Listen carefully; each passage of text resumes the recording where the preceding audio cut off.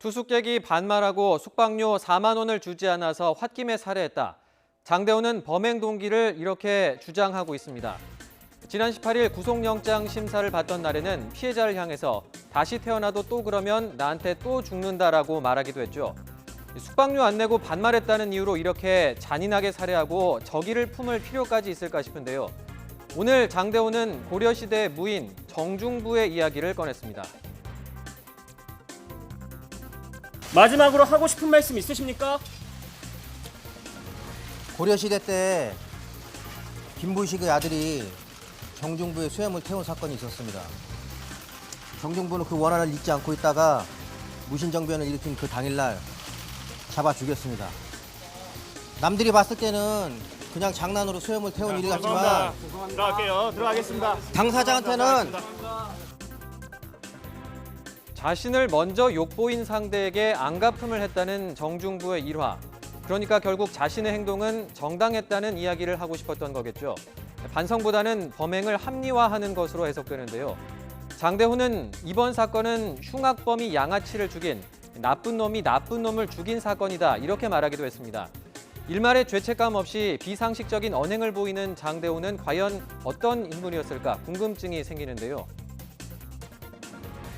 YTN 취재진이 과거 장대호가 인터넷상에 쓴 댓글과 글을 찾아봤습니다.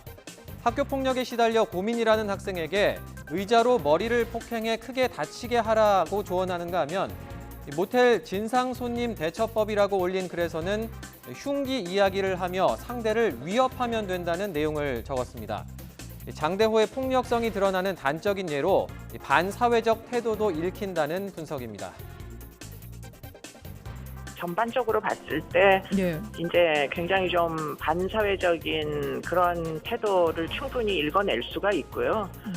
그러니까 법이나 질서 등 이제 어떤 공적 그 제도가 있잖아요. 그것에 의해서 호소를 하기보다는 본인이 직접 나서가지고 지금 조금 전에 이제 말씀하신 것처럼 문신이 있는 손님은 어떻게 척결하고 이런 식의 이제 초법적 사고 이런 것도 반사회적. 장대호는 상대방, 그러니까 피해자가 죽을 짓을 했다며 전혀 미안하지 않다고 말하기도 했는데요. 형량을 낮추려면 반성하는 척이라도 해야 할 판에 왜 이런 막말을 하는 걸까요?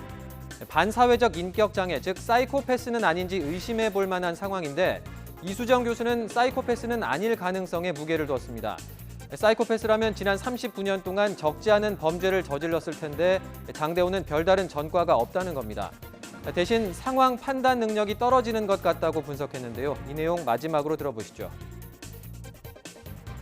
이 사람이 상황에 대한 판단 능력이 상당히 좀 떨어지는 사람 같다 이렇게 생각해 볼 수밖에 없을 것 같고요. 장기간 동안 지금 거의 성인이 된 이후에 가족이랑도 연락을 끊고 혼자서 거의 표류하다시피 생활을 했거든요. 매우 불안정하게. 오프라인상에서 전혀 사회적 관계가 없다 보니까 사이버 공간상에서 이제 자기 혼자만의 어떤 세상 속에 고립되어 있던 그런 이제 상황이었던 것 같습니다. 그러다